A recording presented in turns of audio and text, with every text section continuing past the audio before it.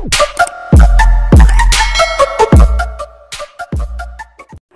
mga master! Welcome back again to our channel. Panibagong araw, panibagong kabanata na naman ang pagsumasumay natin ngayong araw na ito. At kung bago ka sa ating channel, pag-click ang subscribe button and hit the notification bell para updated kayo sa ating mga susunod na videos. So mga master, bago natin simulan ang ating kabanata ngayong araw na ito, huwag po sana natin skip yung ads mga master, no, dahil malaking bagay na po yan sa ating munting channel. So simulan na natin kabanata ngayong araw na ito. Let's go! Kabanata 461 hanggang 480. Kabanata 461. Ito ay nagiging kawili-wili. Malamig na sabi ni Norman na binasag ang katahimikan.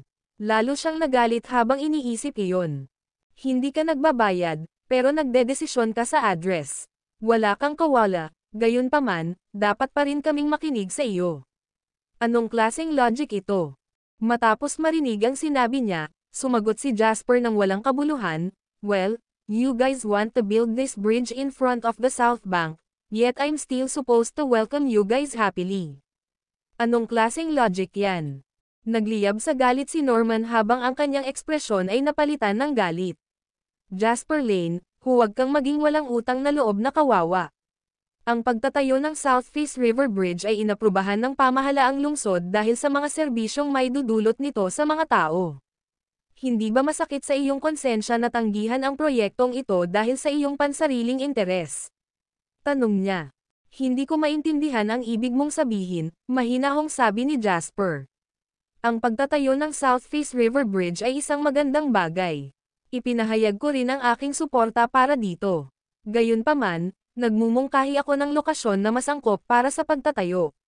Nilalabanan ko ba ang aking konsensya sa paggawa nito? Tanong niya. Sige, kung ganoon nga, huwag mo nang banggitin ang pagtatayo ng South Face River Bridge sa harap ko. Kahit na itatayo mo ito, huwag mong isipin na hawakan ang isang piraso ng aking lupa sa South Bank. Sa tingin mo ba kaya mong itayo ang tulay na ito nang walang pahintulot ko? Dagdag pa niya. Nagdilim ang ekspresyon ni Norman. Jasper Lane, pinapahirapan mo lang ang mga bagay kaysa sa kailangan nila. Gusto mo bang pilitin kita? Inis na dumura siya. Sa tingin mo ba kaya mo akong pilitin na gawin ang bagay na iyon? Nagbago ang mga ekspresyon sa mukha ni na Norman at Ian matapos irehistro ang kanyang mga salita. Napangiti si Ian at sinabing, lahat tayo magkakasama. Hindi na kailangang sirain ang relasyon natin sa isang maliit na isyo tulad nito. Bakit hindi natin kalimutan ang tungkol sa pagtatayo ng South Face River Bridge sa ngayon?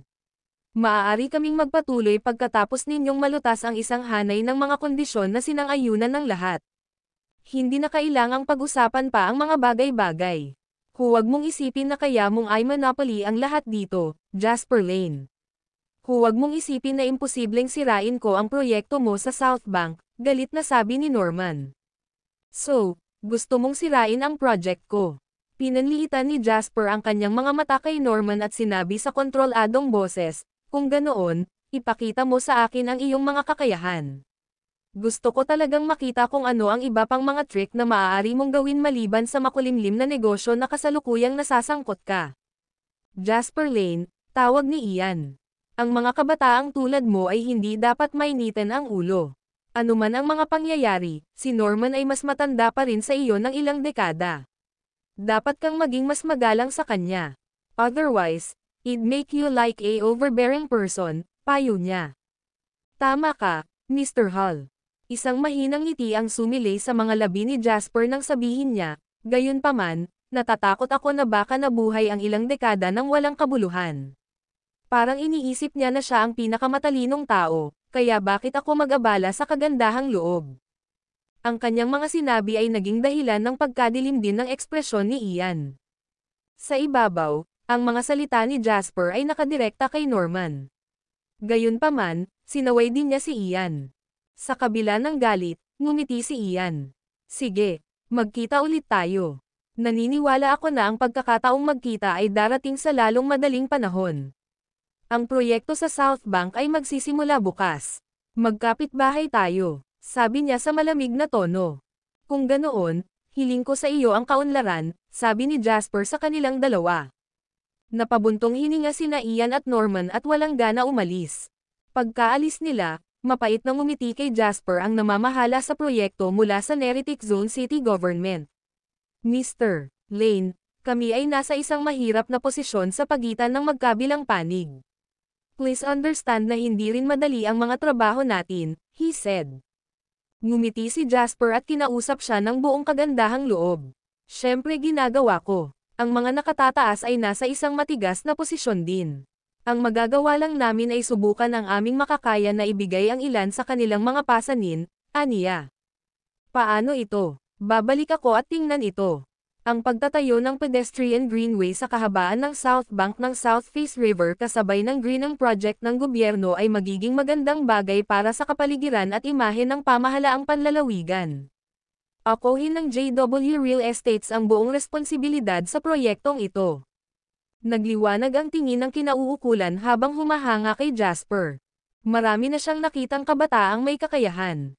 Gayunpaman, ito ang unang pagkakataon na makakita ng isang binata na tulad ni Jasper na gumawa ng mga bagay na may tiyak na antas ng katatagan at pagmamataas, ngunit hindi sa lawak ng pagmamataas.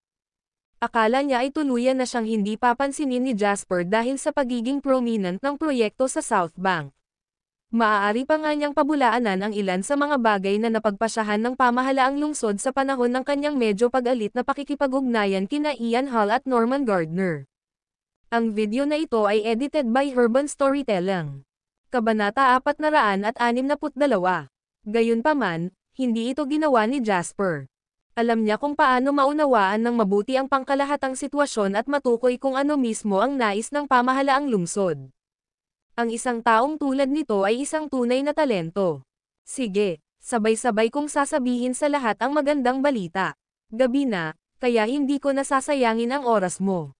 Ngumiti si Jasper. Trabaho ang priority. Aayusin ko na may magtutulak sa iyo pabalik, sabi niya. Nang hindi na kailangan ng karagdagang pagtuturo, agad na sinenyasan ni Sean Tucker ang ilan sa kanyang mukhang matalinong mga subordinate, at may sumama sa kinauukulan palabas ng sabay-sabay. Pagkaalis ng kinauukulan, magalang na sinabi ni Sean kay Jasper, Mr. Lane, mayroon kang napakalakas na paraan ng paghawak ng mga bagay. Kunin ang taong iyon na namamahala halimbawa, naisip ko na hindi mo siya pakikitunguhan ng maganda kahit na pinili mong hindi ituro na sila ay sakam sa pamamagitan ng pagsisikap na makuha ang lahat ng mga benepisyo ng hindi nakakasakit sa amin. Ginagawa lang nila kasi trabaho nila. Siya ay gumaganap ng isang maliit na papel, ang mga nakatataas ay ang mga taong gumawa ng desisyon. Bukod dito, ang mga nakatataas ay may posibilidad na isaalang-alang ang mga bagay mula sa isang holistic na pananaw, kaya natural na wala silang pakialam sa aming mga benepisyo.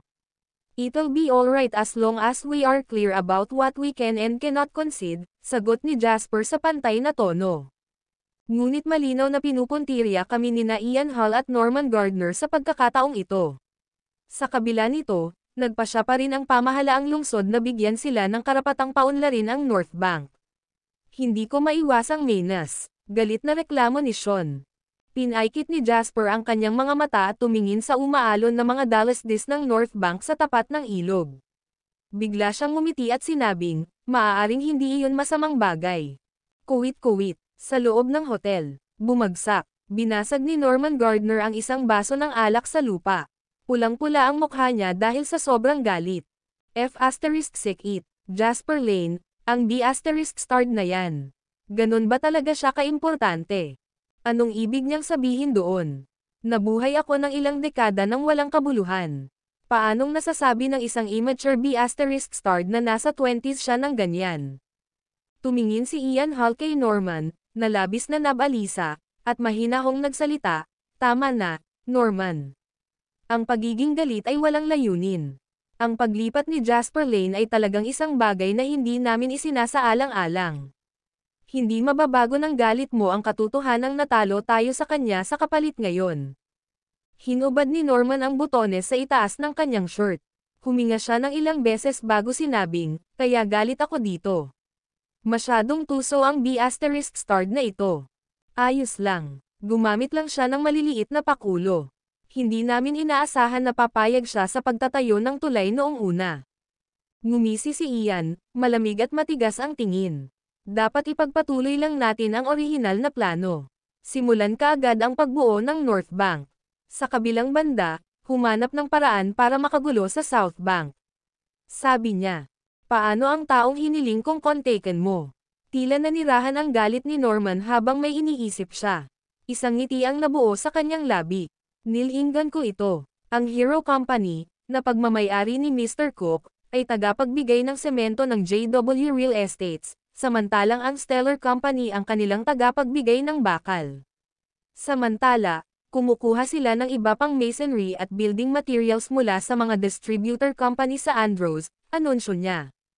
Ang bakal ng Stellar Company at ang semento ng Hero Company ay parehong nangungunang tatak sa loob ng industriya. Willing talaga si Jasper Lane na mag-splurge sa kanyang project. Humalaklak si Ian. Mr. Si Cook ay mula rin sa Haddock. Kakausapin ko siya mamaya. Tungkol naman sa Stellar Company, naalala ko na ang Vice President doon ay isa sa iyong mga kasama, di ba? Pwede mo ba siyang makausap? Malapit na kaming magkapatid. Madali ko siyang makumbinsi. Ngumisi si Norman. Ang galing. Dapat din nating kausapin ang lahat ng iba pang distributor sa Andros, sabi ni Ian sa kasiyahan. Kukunin ko lahat ng construction materials ni Jasper Lane this time. Kahit na siya ay kumuha ng kanyang mga kamay sa isang bagay, ang mga ito ay lahat ng mga may sira na mga kalakal. Tingnan natin kung paano niya balak ipagpatuloy ang konstruksyon pagkatapos nito. Ang video na ito ay edited by Urban Storytelling. Kabanata 463. Sa Swallow Capital, umaasa si Jasper Lane sa suporta ng mga batas para magpakitang gilas sa harap namin. Tingnan natin kung paano niya ito gagawin sa probinsya. Kung wala ang mga batas, walang paraan na ang B***starred na iyon at si Dawson Schuler, ang matandang hamak na iyon, ay kayang talunin tayo. Isang bakas ng lamig ang bumungad sa mga tingin ni Ian nang umangat ang mga sulok ng kanyang bibig upang ipakita ang isang palihis na ngiti. Tama na. Sa pagkakataong ito, dapat nating ipaalam kay Jasper Lane na gaano man siya kalakas, palaging may hihigit sa kanya. At saka, kailangan niyang magbayad ng maraming beses para sa lahat ng ginawa niya sa atin. Sagot ni Norman.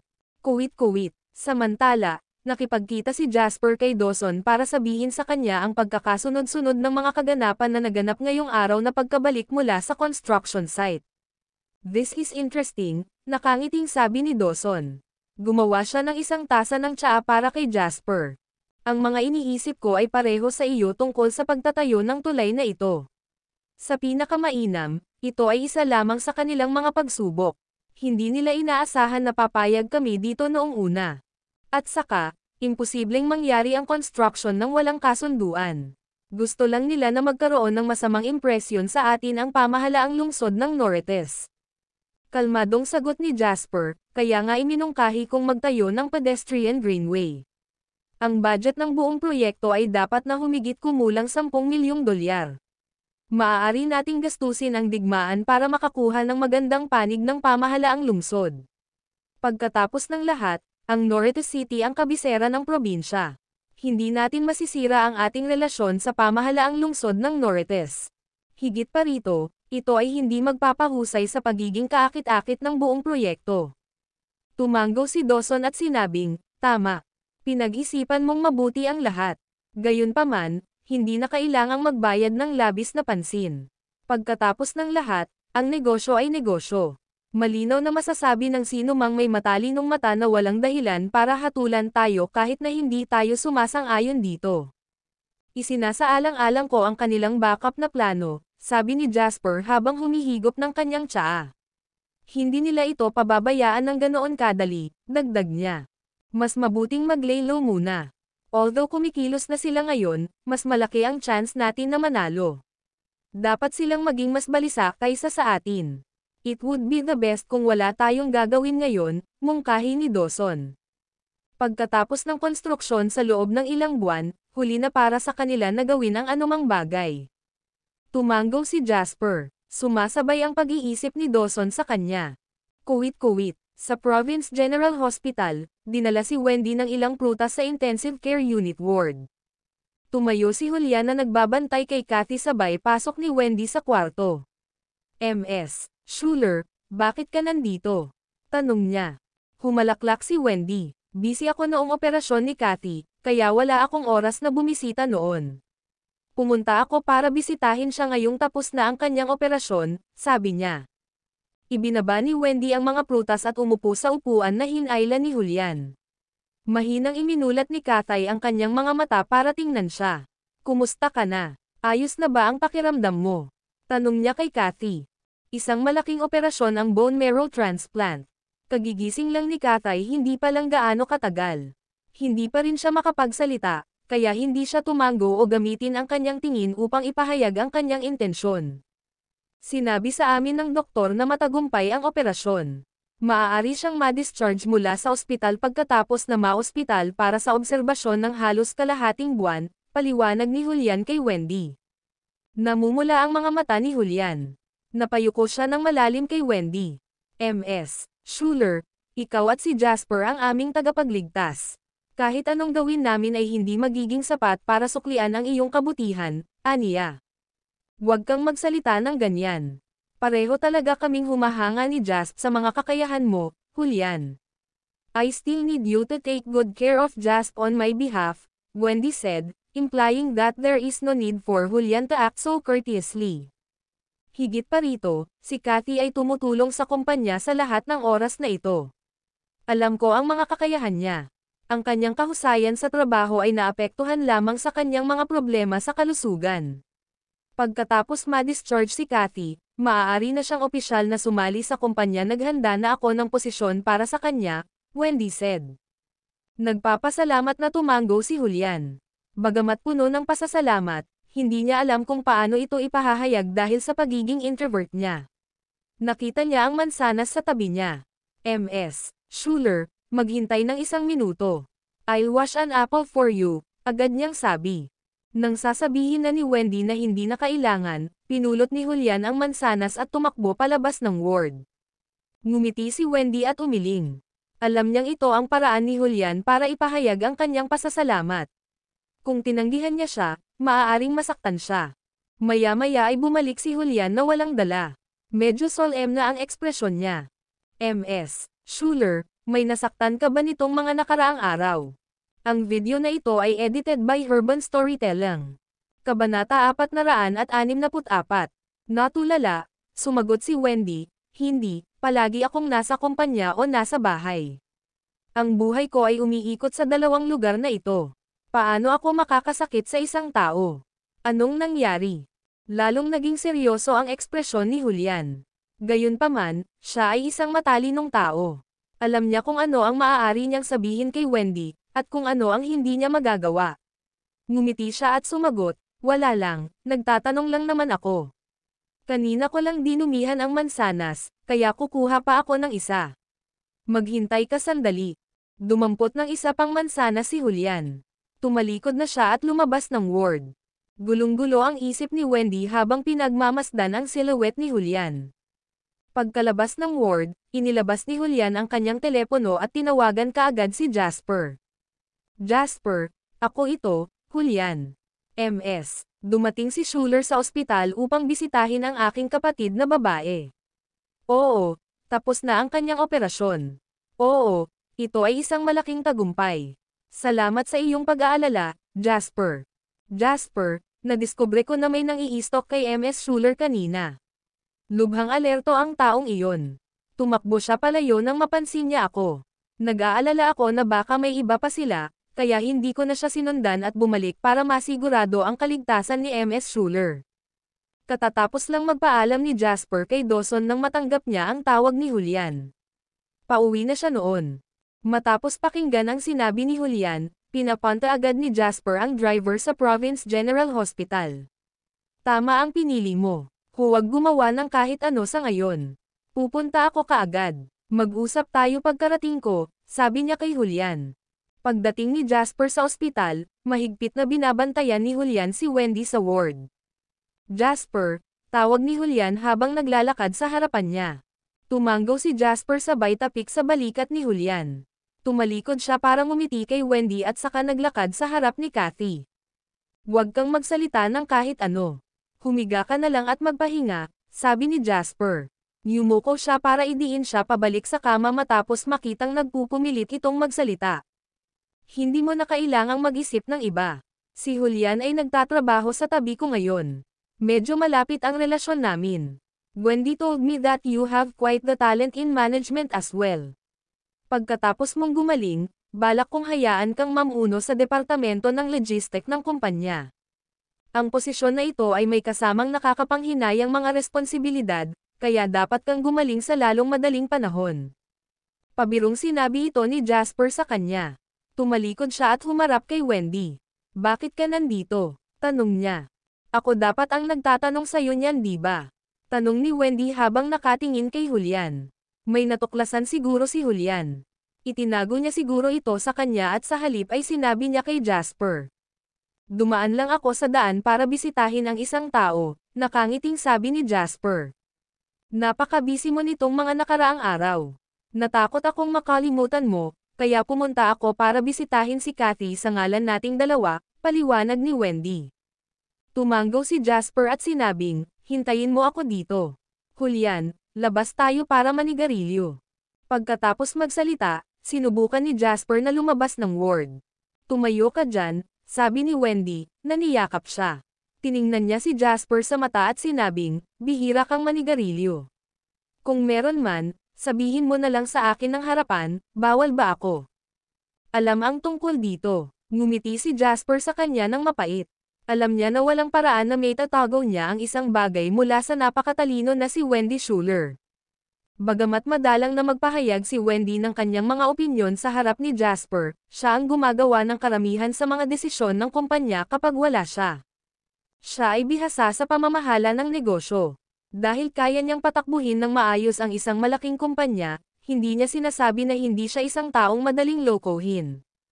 Pagkatapos ng makahulugang sulyap kay Julian, pamwesto si Jasper sa tabi ni Wendy. Hindi na sila nag-uusap sa labas.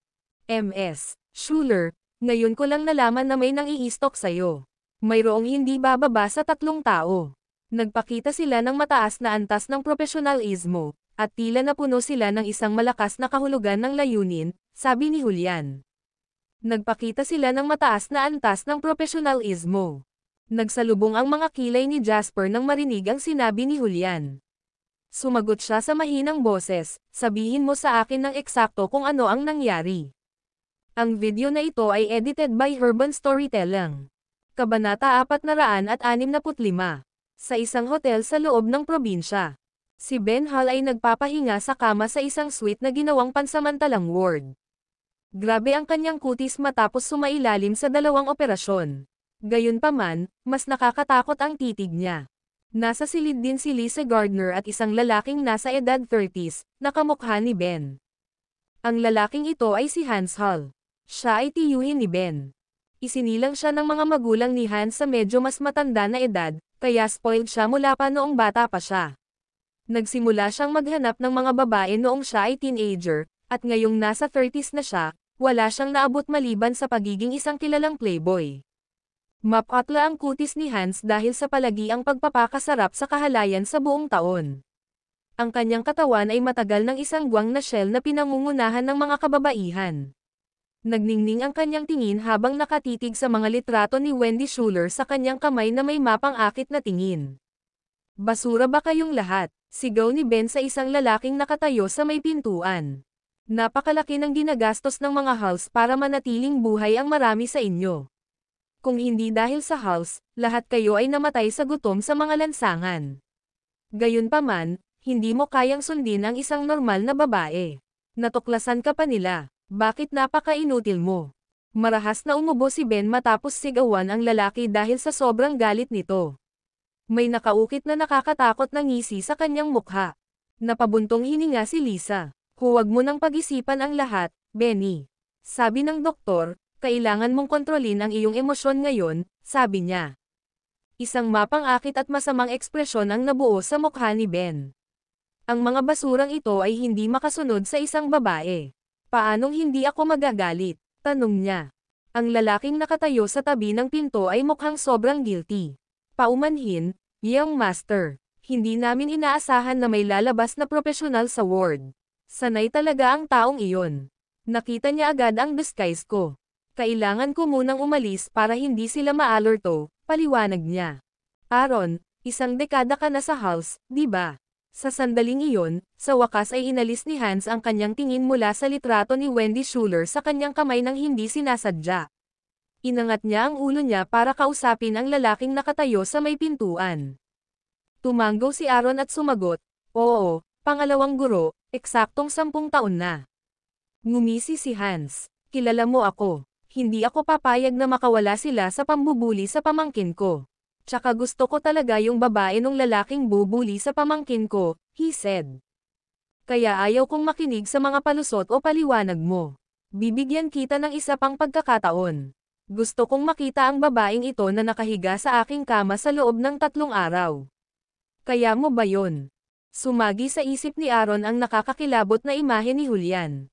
Bagamat hindi pa sila nagkalaban noon, may nakilala siyang master kapag nakita niya ang isa.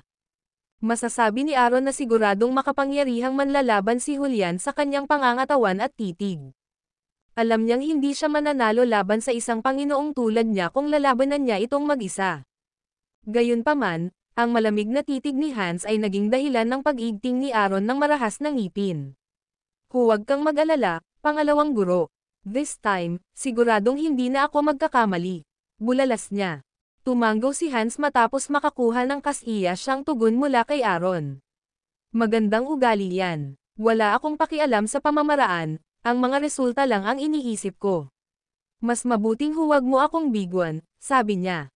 Pagkatapos magsalita, malamig na tumikim si Hans at sinenyasan si Aaron na lumabas ng kwarto. Tinitigan ni Hans ang litratong nasa kanyang mga kamay pagkalabas ni Aaron ng silid. "Ian and Lisa, the both of you have bestowed a big gift on me this time around. The moment I saw her, parang nine-love ako," he said. Naiinis na sulyap ni Lisa kay Hans. Ang sinumang babaeng may disenteng pag-iisip ay mananatili hanggat maaari mula sa isang lalaking tulad ni Hans Hall. Gayunpaman, sa pangalan, si Hans Hall pa rin ang kanyang malayong kamag-anak. Kaya naman, makakagat lamang siya ng bala at sabihin sa kanya, "Basta gusto mo, tiyo." Napasigaw ng malakas si Hans. Gusto ko ito ng sobra. I have my way with so many women that I'd thought na wala ng babaeng makakagulat sa akin. Gayunpaman, sa unang pagkakataon na itinoon ko ang aking mga mata sa kanya, naramdaman ko na ang lahat ng mga kababaihan na mayroon ako sa nakaraan ay pawang mga basura. He remarked. Ngumiti si Ben. Parang wala siyang pakialam. Ang video na ito ay edited by Urban Storytelling. Kabanata 466. Bagamat si Hans ay biolohikal na tiyuhin ni Ben, mas malaki ang agwat ng edad niya sa kanyang ama, si Ian, kaysa sa kanya. Sa makatuwid, sa buong katapatan, silang dalawa ay maaaring ituring na mga ibon ng isang balahibo. Higit pa rito, si Hans ang nagdala kay Ben sa kanyang pinakaunang hook-up. "Tito, hindi ko irerekomenda ang isang taong mababa ang kalidad, hindi ba?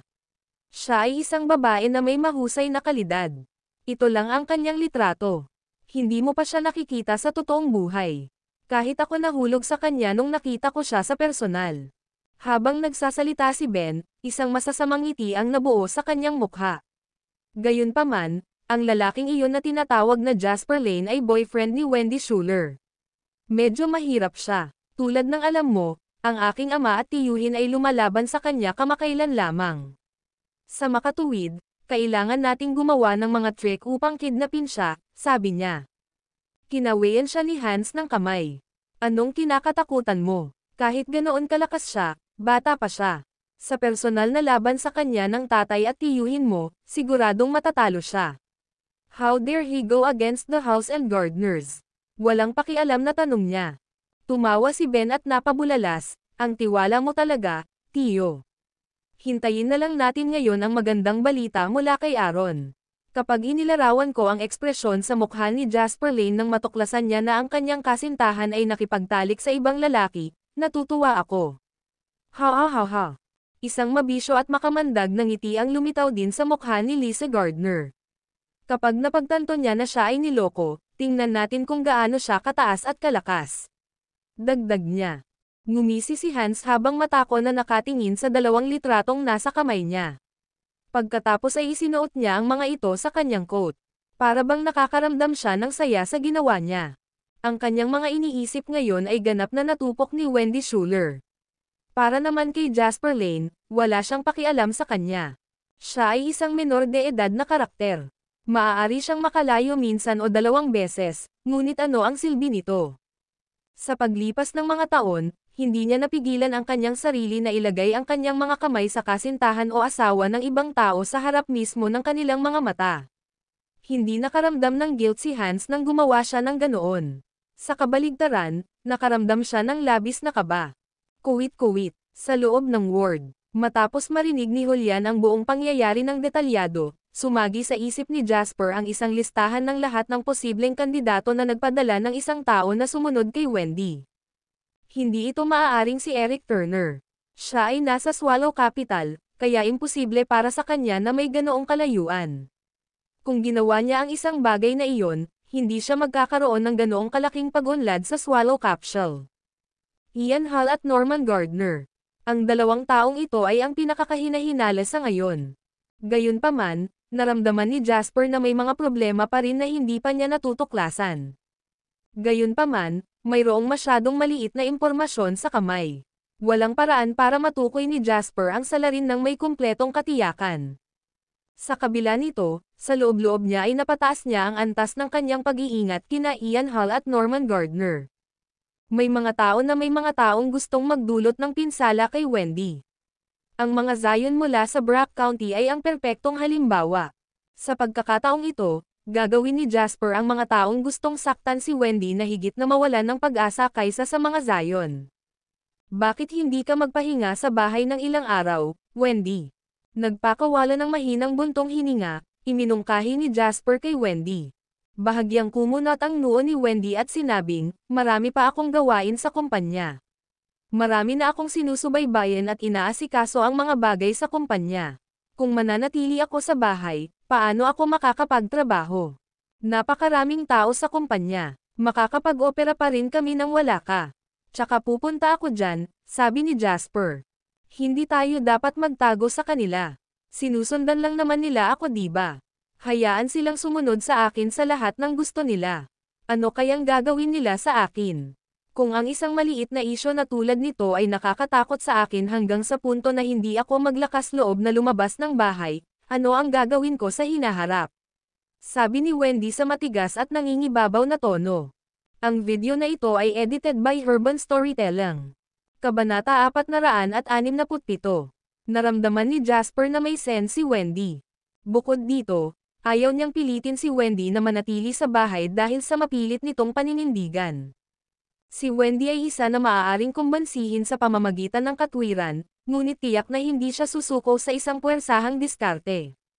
Matapos malaman na may nang-aasar sa kanya, wala nang paraan para magtago siya sa bahay dahil lang dito.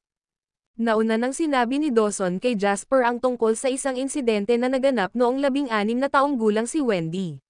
Noon, ang isa sa mga kakompetensya ng negosyo ni Dawson ay naglalayon na kumuha ng isang tao na kidnapin si Wendy upang banta siya.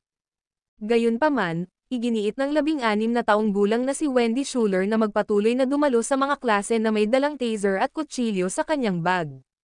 Sa sandaling iyon, alam ni Jasper sa kanyang puso na bagaman ang dalagang ito ay mukhang malambot, maamo, mahina, at mukhang madaling pantirya ng mga bully, tiyak na hindi siya isang ordinaryong babae na madaling magalit.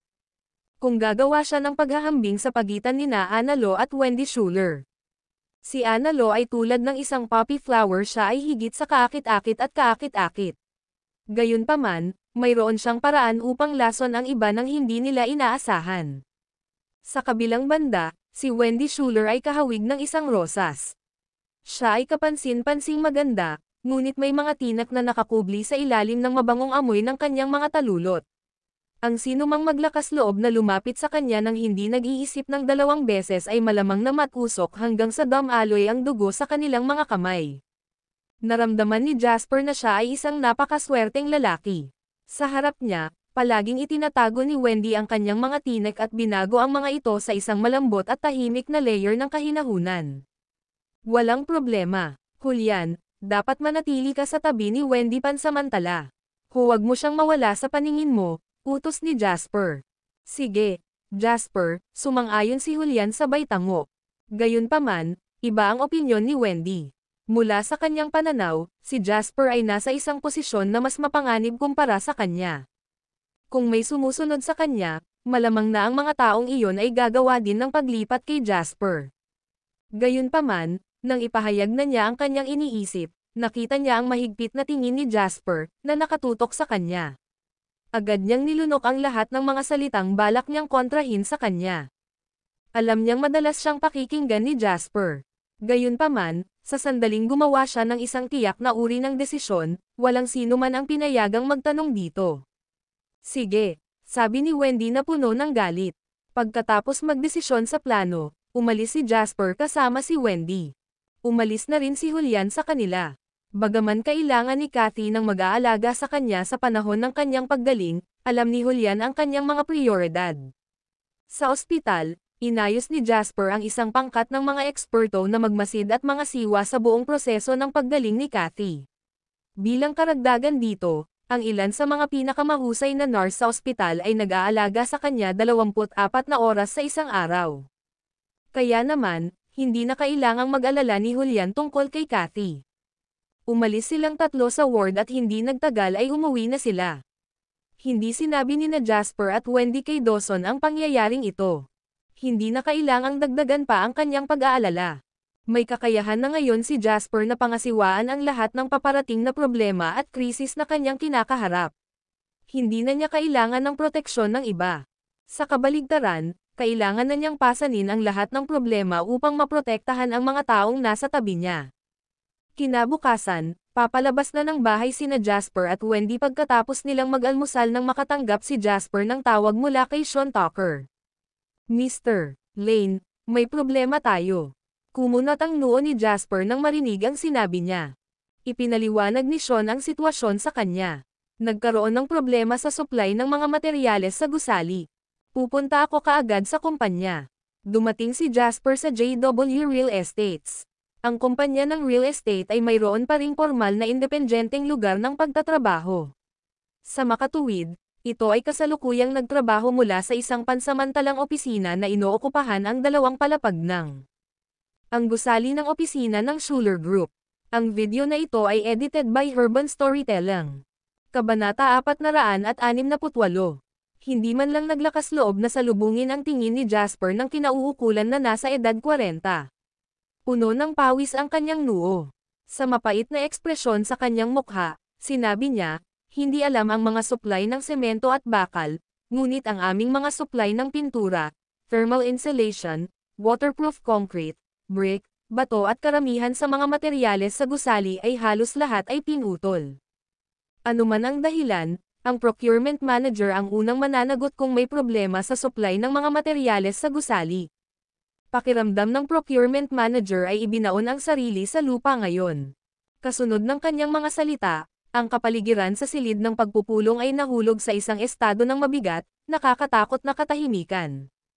Itinoon ng lahat ang kanilang tingin kay Jasper, na nakaupo sa yulunan ng mesa, habang hinihintay siyang magkaroon ng ideya. Sa sandaling iyon, nagpa siya si Sean na kagatin ang bala pagkatapos pag-isipan ito ng ilang oras. Mr. Lane, makatuwiran kung may mga problema sa pagkuha ng isa o dalawa sa mga materyales sa gusali. Gayunpaman, ang supply ng lahat ng aming mga materyales sa gusali, anuman ang laki ng kargamento, ay naputol ng sabay-sabay. Obvious naman na may nanggugulo sa atin mula sa upstream supply chain, he said. Hindi sumagot si Jasper. Maiintindihan ng sino man ang isang simpleng bagay na tulad niyan. Ang hakbang na ito ay hindi talaga masyadong matalino. Sa katunayan, ito ay medyo barbaric. Gayunpaman, naging mahirap pa rin ito. Isa itong lansihin na gumamit ng mapanlinlang na diskarte sa pagpepresyo upang bilhin ang supply. Kung ginawa nila ito sa isang mas mahinang kalaban, ang kanilang kalaban ay mawawala agad ang lahat ng nagagawa. Sila ay nasa awa ng lahat. Dati, gumamit si Jasper ng katulad na paraan upang talunin ang mga Zion pabalik sa Brack County. Ito ay hadap. Sina Ian Hall at Norman Gardner ang nasa likod nito, anunsyo ni Jasper sa pantay na tono. Sila lang ang gumawa ng ganoong haba para masira ang proyekto ng South Face River. Alam ni Jasper na isa-isa nilang ilalabas lahat ng galaw nila sa kanya. Isang malakas na buntong hininga ang pinakawalan ni Sean. Mr. Lane, anong gagawin natin ngayon? Tanong niya. Gaano katagal tatagal ang natitirang mga kagamitan sa gusali sa lugar ng konstruksyon? Tanong ni Jasper. Dahil siya ang karampatang vice-presidente, agad na sumagot si Sean. Ang iba pang mga materyales sa gusali ay dapat na tumagal ng ilang oras dahil mayroon pa kaming isang bilang ng mga supply sa inventaryo. Dapat ay mayroon tayong sapat upang magpatuloy hanggang 10 o 15 araw. Gayunpaman, gumamit kami ng maraming supply ng semento at bakal araw-araw as of now, 4 days na lang ang inventory natin yan, he said. Kung hindi kami makakatanggap ng bagong supply ng mga materyales sa gusali sa loob ng 4 na araw, ang konstruksyon ay kailangang pansamantalang suspendihin. Sa ilalim ng anumang pagkakataon ay maaaring masuspend ang konstruksyon. Kung sususpindihin ang konstruksyon, isang serye ng mga mapaminsalang chain reaction ang magaganap, kasama ng matinding pagkalugi sa pananalapi. Ito talaga ang gustong makamit ng ating kalaban, desididong pahayag ni Jasper. Ang video na ito ay edited by Urban Storytelling. Kabanata 469. Nagkatinginan si Sean at ang kanilang executive. Naunawaan nilang lahat ang katwiran sa likod ng mga aksyon ng kanilang kalaban. Ang pagbuo ng South Face Riverbank ay isang napakalaking proyekto. Milyon-milyon ang mawawala sa kanila kung ititigil nila ang konstruksyon sa loob ng isang araw. Walang sino man ang kusang magnanais na ihinto ang pagtatayo maliban kung ang sitwasyon ay kakilakilabot. Gayunpaman, ang kanilang supply ng mga materyales sa gusali ay naputol na ang lahat. Imposibleng hindi suspindihin ang construction site sa ilalim ng mga sitwasyong ito. Gayunpaman, hindi sila pinabayaan ni Jasper sa paghihintay. Agad siyang gumawa ng plano. May isang tagapagtustos ng materyales sa gusali na tinatawag na Ambition Corporation sa Brack Country. Ang boss ng kumpanyang ito ay pinangalan ng Xavier Johnson. Isa siya sa mga kasama ko. Sa paglaon, ang pinuno ng departamento ng pagkuha ay kailangang makipag-ugnayan sa kanya at hilingin sa kanya na magbigay sa amin ng mga materyales sa gusali mula sa merkado ng Brack County. Tuwang-tuwa ang pinuno ng procurement department nang marinig ito. Huwag kang mag-alala, Mr. Lane. I will handle this task well, agad niyang sabi. Minasahe ni Jasper ang kanyang mga templo at sinabi sa malamig na tono, nahanap ko na ang taong kailangan mo, at ibibigay ko sa iyo ang kanyang impormasyon sa pakikipag-ugnayan sa ibang pagkakataon. Ang kailangan mo lang gawin ay gumawa ng ilang mga tawag sa telepono at tasahin ang kalidad ng mga supply. Kung hindi mo man lang magawa ang ganyan, kailangan kitang mag-impake at umuwi na. Agad na namula ang procurement manager. Overcome with awkwardness, wala siyang masabi kahit isang salita. May iba na rin. Hindi na siya pinansin ni Jasper. Bagamat hindi niya kasalanan na naputol ang supply ng mga materyales sa gusali, ang isyong ito ay nagsisiwalat na ang departamento ng pagkuha ng JW Real Estates ay seryosong hindi sapat. Hindi man lang nila binalak na maghanap ng ibang supplier matapos putulin ng orihinal na source ang kanilang mga supply. Ang pangunahing responsibilidad ng pinuno ng departamento. Gayunpaman, hindi ito ang oras para parusahan sila. Kailangang maghintay hanggang sa malutas ang lahat. Dahil pinutol ng Stellar Company ang ating supply ng bakal, dapat tayong makipag-ugnayan sa Fortress Iron and Steel Co. Limited. Isa rin sila sa itinuturing na planta ng paggawa ng bakal sa bansa. Kahit na walang Stellar Company, maaari nating makuha ang ating mga supply ng bakal na pareho. Nag-alangan ang procurement manager bago sinabing, Mr. Lane, kinailangan naming kumuha ng mga CP mula sa dalawang kumpanyang ito noong pumipili kami ng mga supplier. Ang quotation mula sa Fortress Iron and Steel Co. Limited, ay 20% na mas mataas kaysa sa Stellar Company. Hindi rin nila kami binigyan ng puwang para sa negosasyon. Kaya naman, sa kalaunan ay pinili namin ang Stellar Company. Kung malaman nila na hinahanap namin sila pagkatapos putulin ang aming mga supply ng Stellar Company, natatakot ako na mahirap makakuha ng magandang presyo. Kinawayan ni Jasper ang kanyang kamay at sinabing, ayos lang. Sumang-ayon dito hanggat ang presyo ay hindi masyadong mapangahas. Kung hindi ka sigurado, Maaari mong talakayin ang bagay kay Vice President Tucker. Ang aming kasalukuyang prioridad ay upang malutas ang isyu na kinakaharap namin sa aming mga materyales sa gusali. Kung tungkol sa pera, o pagkakaiba ng ilang milyong dolyar ay hindi magkakaroon ng malaking epekto. At saka, nandito ba ang pinuno ng Legal Department? Tanong ni Jasper.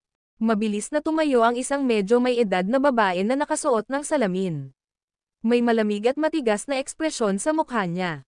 Mr. Lane, ako si Sarah Lund, ang manager ng legal ng JW Real Estates Departamento, sabi niya. Tumanggo si Jasper. Sa ilang mga pinuno ng departamento, siya ang pinakanasiyahan sa pagganap ni Sarah Lund. Siya ay palaging kumilos sa isang kalmado at nakolektang paraan. Dadaanan namin ang wastong mga legal na pamamaraan kapag sinusuri ang mga kontrata na nilagdaan namin sa orihinal na mga supplier, anuman ang haba ng mga kontratang ito. Hindi na kailangang magpadala sa kanila ng liham ng abogado. Walang pakialam ang kabilang partido, at hindi na kailangang pag-usapan pa ito. Ay demanda namin sila, at tatanggihan ang lahat ng pakikipag-ayos sa labas ng korte. Dahil sa cut-off ng mga supply, ang mga pagkalugi na kinakaharap ng aming kumpanya ay kailangang mabawi mula sa kanilang kabayaran. Ang kaso na ito ay magiging isang malaking labanan. Huwag iwasang magdulot ng malaking kaguluhan. Kung mas malaki ang gulo na dulot natin, mas makakabuti ito para sa atin. Matapos irehistro ang sinabi ni Jasper, sumagot si Sarah, Mr. Lane, kung gagawin namin ang aming mga aksyon ayon sa kanilang mga kondisyon, ang mga demanda na ito ay maaantala ng mahabang panahon. Makakaipon din tayo ng medyo malaking halaga. Ang kaso ay bubuuan lamang ng unang pagdinig, pangalawang pagdinig, at panghuling paghatol. Mayroon akong maraming oras sa aking kamay. Mayroon din akong toneladang pera. Sa pamamagitan ng mga demanda na ito, gusto kong sabihin sa lahat ng kumpanyang nakikipagtulungan sa amin na ang JW Real Estates ay hindi susuko sa mga ganitong kalokohan at mababang pamamaraan. Ang sinumang maglakas loob na lumabag sa kanilang kontrata sa JW Real Estates ay kailangang maging handa na harapin ang aming demanda hanggang sa wakas. Nang matapos ang meeting ay bumalik si Jasper sa kanyang opisina. Naglaan si Dawson ng isang silid ng opisina sa kanya sa JW Real Estates. Karaniwang walang laman ito maliban sa mga oras na papasok ang mga tagapaglinis upang linisin ang silid. Gayunpaman, ang silid ay nilagyan ng malawak na lugar. May bago pang telebisyon sa loob. Binuksan niya ang telebisyon. Nagpe-play ngayon ang channel ng balita sa probinsya. Gaya ng inaasahan, umikot ang bagong content sa pagbuo ng North Bank ng South Face River. Nasa screen si Norman Gardner. Nakatalikod siya sa venue ng foundation laying ceremony, nakatatapos lang. Ang pangunahing layunin na nais naming makamit sa pamamagitan ng pagpapaunlad ng North Bank ay muling pasiglahin ang mahihirap na pang-ekonomiyang lugar sa hilagang pampang ng lalawigan, sabi niya na may masayang ngiti sa kanyang mukha. Bukod doon, ayon sa aming plano, ang North Bank ay gagawing isang sentral na lungsod na magsasama ng pang-araw-araw na libangan, at paglilibang. Hindi ito magpapatalo sa South Bank. Naniniwala ako na ang North Bank ay tiyak na magniningning ng napakatalino sa malapit na darating. Biglang tumunog ang landline phone sa office table. Ang tawag ay galing sa reception.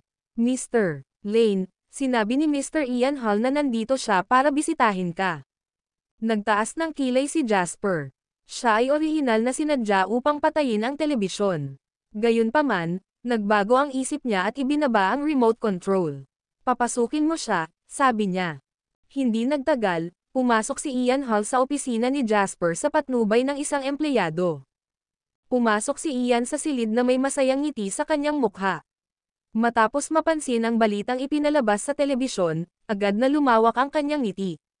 Iniabot niya ang isang kamay kay Jasper at sinabing, Mr. Lane, interesado ka rin ba sa aming proyekto sa North Bank?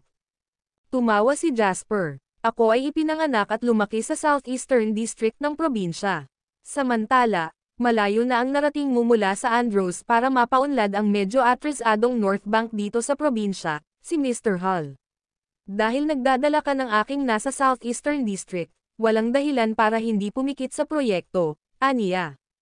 Masayang ngumiti si Ian at nag-thumbs up sa kanya. Tulad ng inaasahan sa iyo, Mr. Lane. You're a generous person talaga, he remarked. Mr. Hall, hindi ka pumunta dito para sabihin lang ito sa akin, di ba? Tanong ni Jasper. Umupo si Ian sa sofa at tinapik ang armrest.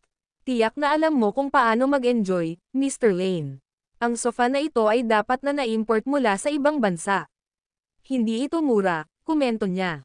Kalmadong tumingin si Jasper kay Ian na walang banibitawan na salita. Natawa si Ian nang mapagtantong hindi nakikipaglaro si Jasper sa kanya. Actually, pumunta ako dito ngayon para tanungin kung interesado kang ibenta sa akin ang project mo sa South Bank, Mr. Lane, sabi niya kay Jasper. Tumaas ang kilay ni Jasper at tumawa. Medyo malaki ang gana mo, Mr. Hall. Tapos, business is business. Noong una, pumunta ako para ay survey lang ang eksena ng walang ibang intensyon.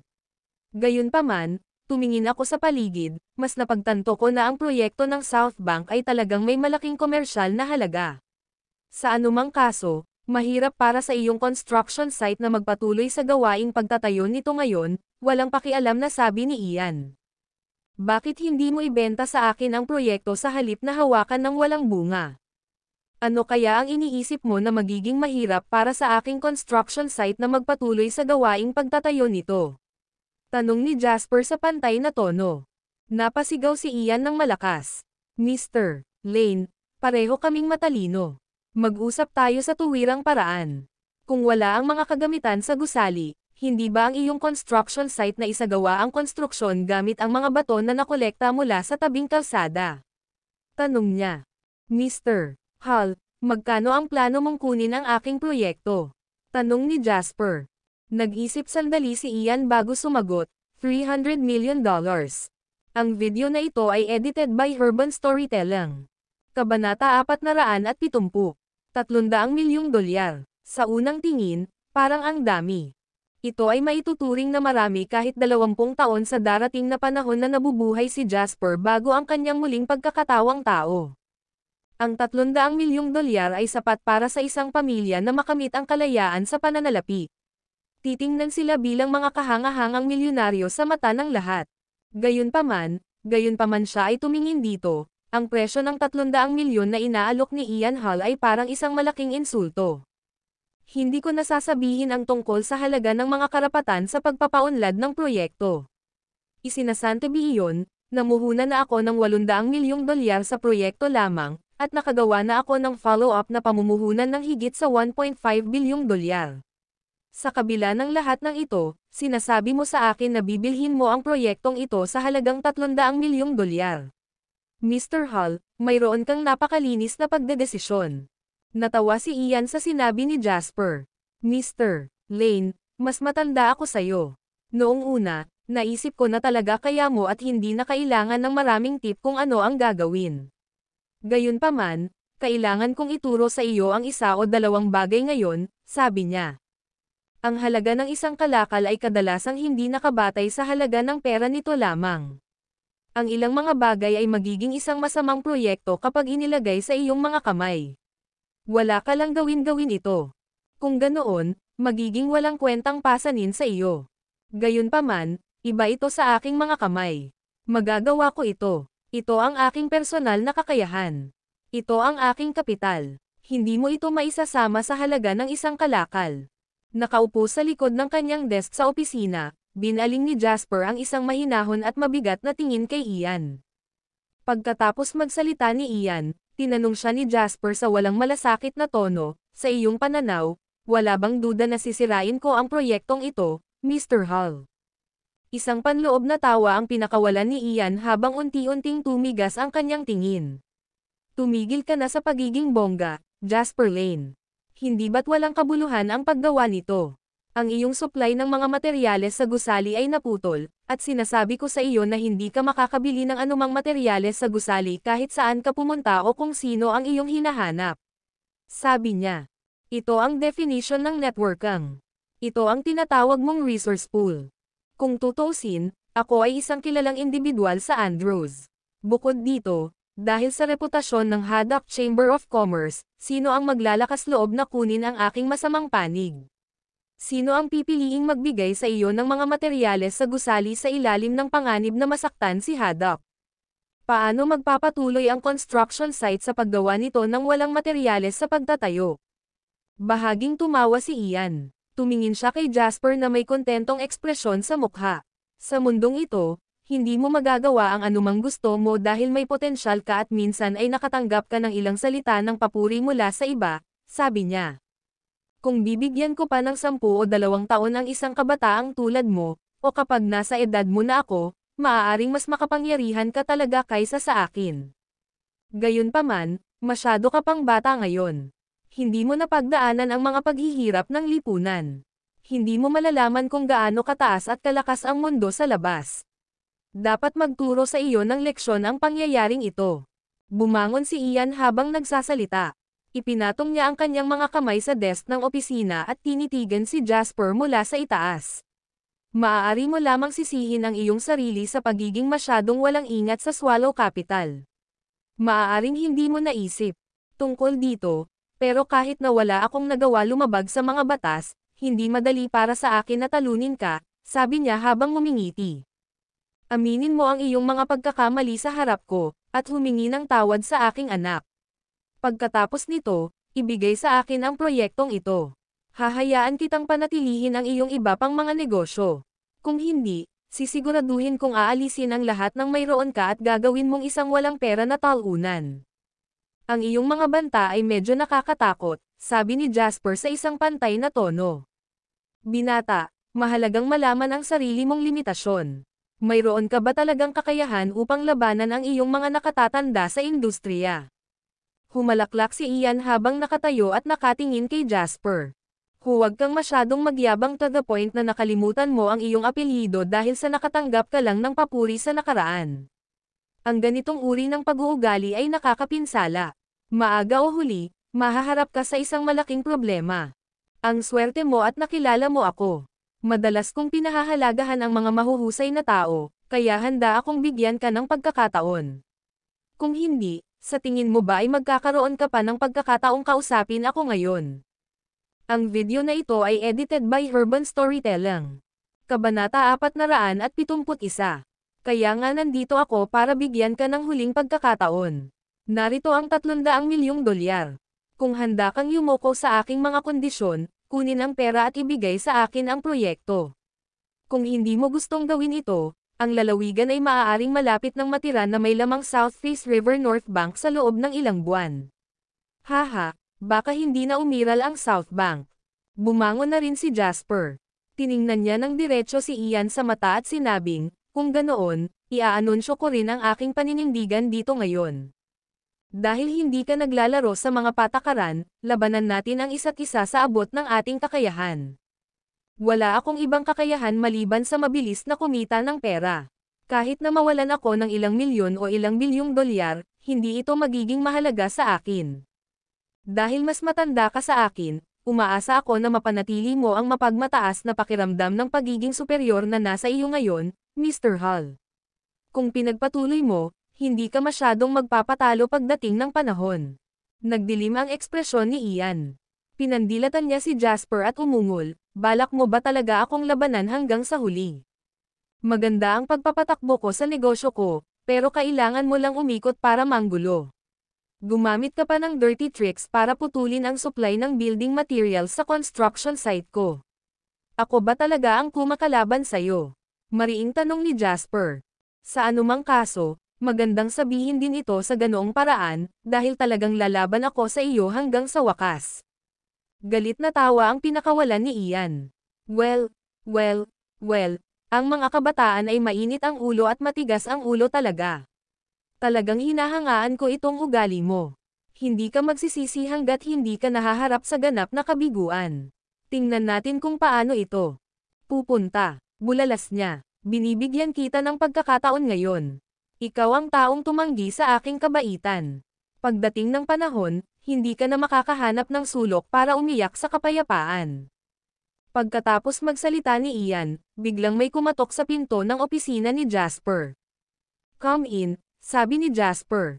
Pumasok si Sean Tucker sa silid na may masayang ekspresyon sa mukha.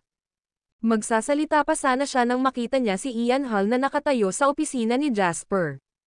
Bilang isang taong sobrang mapagmatsyag, Masasabi ni Sean na sa isang sulyap lang silang dalawa ay nasa isang hindi kasiya siyang pag-uusap. Habang nagtatanong siya kung tatalakayin ang balita o hindi, sinabi sa kanya ni Jasper, kung may i-report, sabihin sa harap ni Mr. Hall. Wala namang hindi masasabi pa rin. Ngumisi si Sean at sinulyapan si Ian na may kontentong tingin. Mr. Lane, ang kumpanyang nabanggit mo dati ay sumasang-ayon sa aming serbisyo. Nangako sila na gagawin ang kanilang makakaya upang makahanap ng mga materyales sa gusali para sa amin sa mga presyo. At saka, medyo may kaya talaga itong kumpanyang ito. Bagamat hindi ito kalakihan, malalim itong nasangkot sa lokal na pamilihan. Ang mga materyales sa gusali na maibibigay nito ay sapat upang matugunan ang 80% ng aming mga pangangailangan. Dahil nandoon si Ian, natuwa si Sean na ibalita sa kanya ang balita para saktan siya ng suntok. Gayunpaman, si Sean ay hindi isang tanga. Marunong niyang itinago ang pangunahing impormasyon, ang pangalan ng Brack County at Ambition Corporation, upang hindi mapakialaman ni Ian ang kanilang mga plano. Labis na nasiyahan si Jasper sa sensibilidad ni Sean. Nginitian niya si Ian na may hindi magandang ekspresyon sa mukha. Mr. Hall, parang wala sa kontrol mo ang lahat, aniya. Namula ang mukha ni Ian sa galit. Pakiramdam niya ay nag-iinit ang balat niya. Hindi niya inasahan na may plano si Jasper kaya hindi nagtagal matapos niyang putulin ang supply ng mga materyales sa gusali sa kanyang construction site. Ito ay pagkatapos niyang sabihin kay Jasper na walang magbibigay sa kanya ng mga materyales sa pagtatayo sa panganib na masaktan ang kanyang sarili. Tama, Mr. Hall. May suggestion din ako sa'yo. Sana ay simula-alang mo ito. Tumingin si Jasper kay Ian at nagsalita sa mabagal at kontroladong tono, maaari kong makuha ang lahat ng negosyo sa ilalim ng iyong pangalan sa halagang $3 milyong, Mr. Hall. Ang panukalang ito ay sa mahabang panahon. Maaari kang lumapit sa akin at lumuhad sa harap ko para sa $3 milyong na pera sa araw na masusumpungan mo ang iyong sarili sa isang sitwasyon na walang paraan. Ang video na ito ay edited by Urban Storytelling. Kabanata 472. Ang mga salita ni Jasper ay naging sanhi ng matinding galit ni Ian. F***Sacker, anong sinabi mo? Sinaman ng tingin ni Ian si Jasper. Namumula ang mukha niya sa galit. Nagdaan siya sa hirap at ginhawa sa industriya ng negosyo sa nakalipas na ilang dekada, at ito ang unang pagkakataon na pinahiya siya ng mas bata sa kanya ng labis. Ngayon lang, nag-alok ka sa akin ng $300 milyong bilang kapalit para sa pagkuha ng aking proyekto sa South Bank. Sa pagtatapos ng araw, ang kagandahang loob ay nangyayari ng kapalit. Dahil ang iyong pamilya ay may malaking negosyo, syempre, mag-aalok ka ng napakalaking halaga ng pera. Gayunpaman, hindi ako gaanong mapagbigay dahil maliit lang ang negosyo ko. Para sa akin, sapat na ang $3 milyong. Syempre, masasabi kong malapit na ang araw na kukunin mo ako sa offer na ito. Rest assured that I will keep my word, sabi ni Jasper kay Ian sa kalmado at kalmadong paraan. Sisabog na si Ian sa sobrang galit. Itinaas niya ang isang daliri at itinutok ito kay Jasper habang naglalabas ng galit na tawanan. Well. Hindi pa ako napahiya ng ganito sa buong buhay ko. Jasper Lane, you're really one of a kind. Sigaw niya. Hayaan mo akong tapusin ang mga bagay na ito, gusto kong bigyan ka ng payo. Huwag ka munang kumilos ng padalos-dalos. Agad kong matuntan ang kumpanyang naglakas loob na magbigay sa iyo ng mga materyales sa gusali. Umaasa ako na ang iyong mga koneksyon ay sapat na malakas upang mapaglabanan ito. Tingnan natin kung paano ito mangyayari. Lumabas ng opisina si Ian na may malungkot na ekspresyon sa mukha pagkatapos magsalita. Ang kinalabasan ng talakayang ito ay ang magkabilang panig ay ganap na nakipagtalo sa isa't isa sa bukas. Hindi na kailangan ng mga maling pagpapanggap sa ngayon. Sa kabila nito, walang pakialam si Jasper sa kanya. Tinanong lang niya si Sean, kailan magsisimulang ibigay sa atin ng Ambition Corporation ang mga materyales sa gusali. Magsisimula na sila bukas. Ang Ambition Corporation ay talagang isang matuwid na kumpanya. Sa sandaling marinig nila ang kumpanya ay pag-aari mo at na ito ay nahaharap sa isang malagim na sitwasyon, ang kanilang boss, si Xavier Johnson, ay agad na nag-alok sa amin ng pinakakanais-nais na mga tuntunin, sabi ni Sean sa pananabik. At saka, Imbes na samantalahin kami noong nasa state of emergency kami, sinisingil nila kami ng cost price. Sa karamihan, kikita lang sila ng maliit na halaga para sa mga bayaran sa paghawak. Isang pambihirang pagkakataon. Tumawa si Jasper. Sige. Noted. Maaari kang tumuloy sa ngayon. Makipag-ugnayan sa Fortress Iron and Steel Co., Limited sa lalong madaling panahon, at ipaalam sa akin kung mayroong anumang mga update, sabi niya kay Sean. Pagkaalis ni Sean, tinawagan ni Jasper si Xavier Johnson. Mr. Johnson, ako na, nakangiting sabi ni Jasper. Narinig ko ang lahat, salamat sa tulong mo. Ang sining ng pakikipag-ugnayan ng tao ay nagsasaad na ang iba ay tutulong lamang sa iyo sa panahon ng mga emerhensya dahil sa pakikiramay. Hindi sa pilitin para sa kanila na tulungan ka. Maliban sa sarili mong mga magulang, walang ibang obligadong tumulong sa iyo sa oras ng pangangailangan. Kaya naman, hinanggad ni Jasper na alalahanin ang pabor na ito. Ang malinaw at malakas na boses ni Xavier Johnson ay umalangaw mula sa kabilang dulo ng telepono. Haha, masyado kang magalang, Mr. Lane. Hindi ako nagkaroon ng pagkakataong magpasalamat sa lahat ng nangyari noon sa Brack County. Now that I have the chance to repay you, of course I have to do my part, he said. Sinsero rin ang sinabi ni Xavier. Sa tulong ni Jasper, kontrolado na ni Xavier ang merkado para sa mga materyales sa gusali sa Brack County. Higit pa rito, siya ay nasa role habang ang kanyang negosyo ay unti-unting lumalawak sa kabila ng Brack County. Gayunpaman, hindi siya nagkaroon ng maraming pagkakataon upang maipahayag ang kanyang pasasalamat kay Jasper.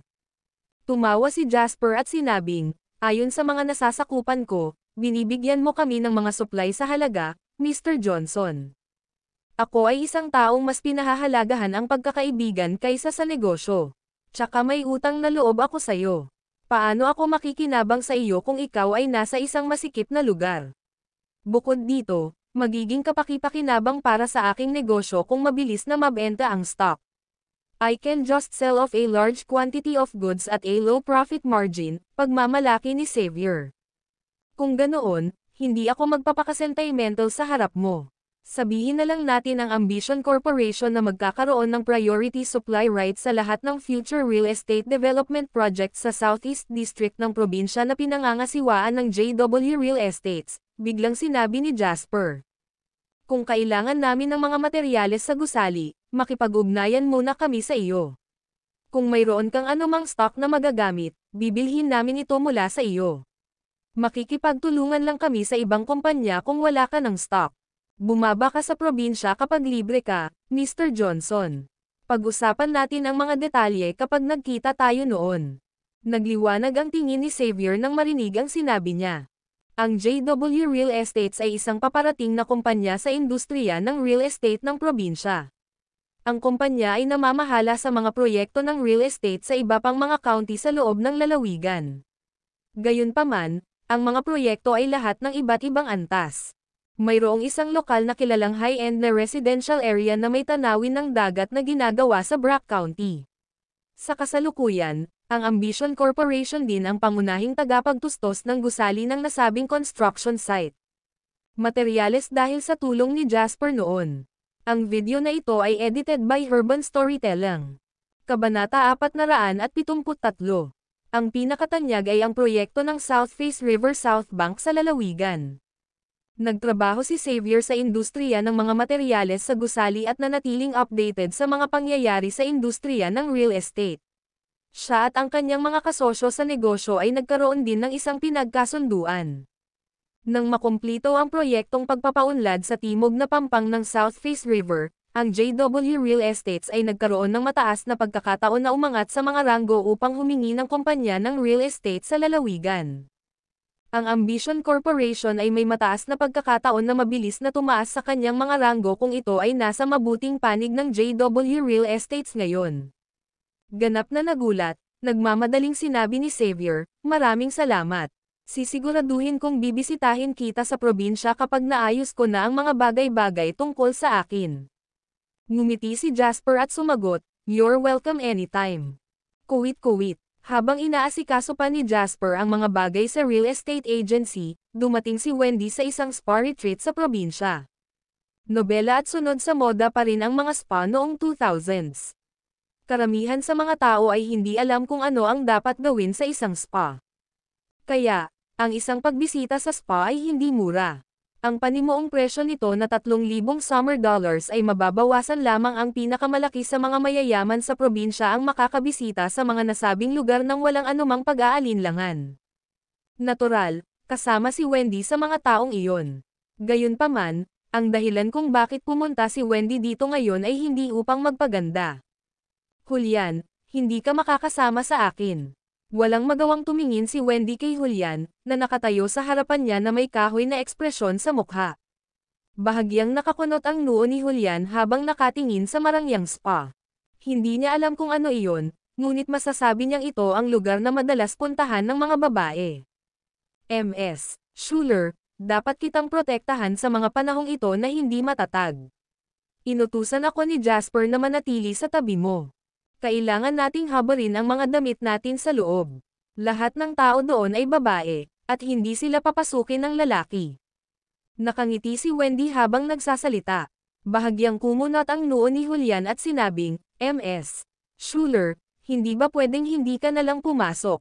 Umiling si Wendy at sinabing, nawalan kami ng supplier para sa site, at partikular na mahirap harapin ang issue tungkol sa aming supply ng bakal dahil dalawa lang ang manufacturer sa bansa na gumagawa ng dekalidad na bakal. Makakakalimutan natin ang tungkol sa Stellar Company, at hindi ganoon kadaling makakuha ng deal sa Fortress Iron and Steel. Isang kaibigan ko sa universidad ang nagmamay-ari ng lugar na ito. Ang kanyang tiyuhing ay isang general manager sa Fortress Iron and Steel. Plano kong makipagkita at makausap siya ngayon. Nag-isip si Julian, hindi mo ba siya maimbitahan sa ibang lugar? Wendy glared at Julian and said, we can't be so high and mighty when we're asking them for a favor. At saka, sobrang busy siyang tao, at mahirap mag-schedule ng meeting sa kanya kapag nagmamadali kami. Hindi ko pa sinasabi kay Jasp ang tungkol dito, pero ipapaalam ko sa kanya kapag may balita pa ako tungkol sa bagay na iyon. Sige, oras na. Hindi na kita nakakausap kaya hintayin mo ako sa labas, ayos lang ako. Ito ay mas ligtas kaysa sa ibang mga lugar. Nang matapos si Wendy, iniwan niya si Julian sa entrance at pumasok sa loob.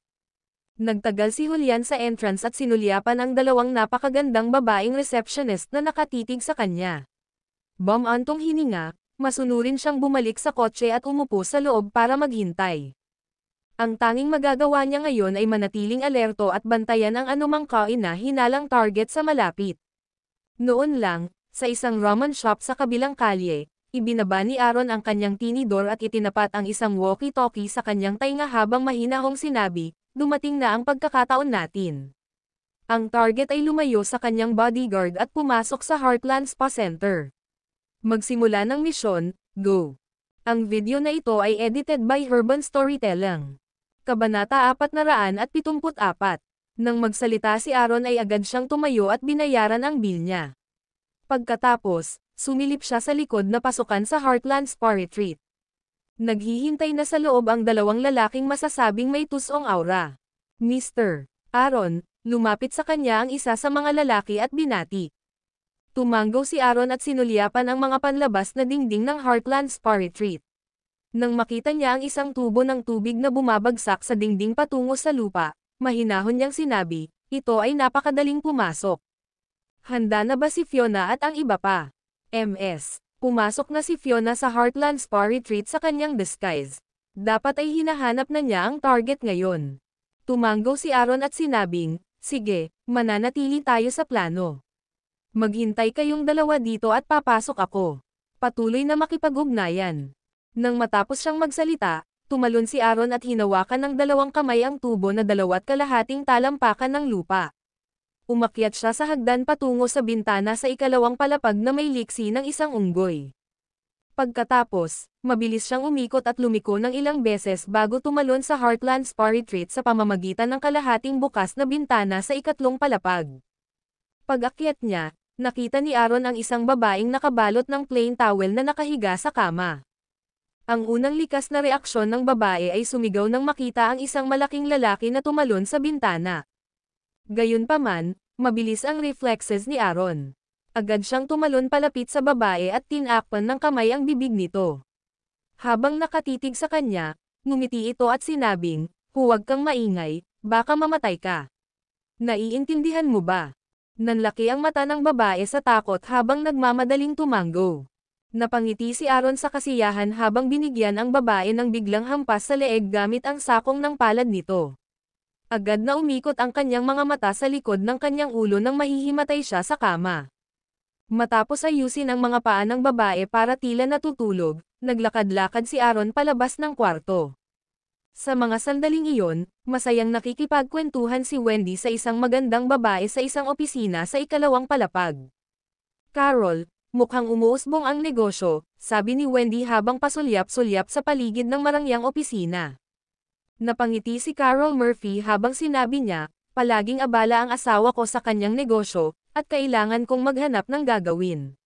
Binuksan ko ang retreat na ito para sa kasiyahan, ngunit hindi ko inaasahan na makakamit nito ang ganitong kasikatan. Queen Bee Wendy, hindi mo ako binibisita maliban kung kailangan mo ng tulong ko. Sabihin mo sa akin, may maitutulong ba ako sa oras na ito?" Medyo tumabi si Wendy habang pinakikinggan niya si Carol na magiliw na itinatampok ang kalahati ng dahilan kung bakit siya binisita nito. "Pinapamukha mo akong mersenaryo kapag sinabi mong ganyan." Napatikip ng bibig si Carol at humajijek, "Imagine if I returned to uni and said that Queen Bee Wendy is a mercenary. Mapapalunod ako ng mga manliligaw mo sa laway lang nila." "Sige, sige. No need for such formal talk between us. Alam kong naging abala ka sa iyong mga palabas na kamakailan, at wala kang oras para sa anumang hindi regular na pagbisita. Sabihin mo lang sa akin ng diretso." Wendy not bother with formalities once she saw how direct Carol was, and immediately said, "Well, ganito. Alam kong general manager ang tito mo sa Fortress Iron and Steel. Ang aking pamilya ay nakapasok na sa industriya ng real estate, at nagkaroon kami ng malaking supply ng bakal. Kaya kailangan ko ang tulong mo."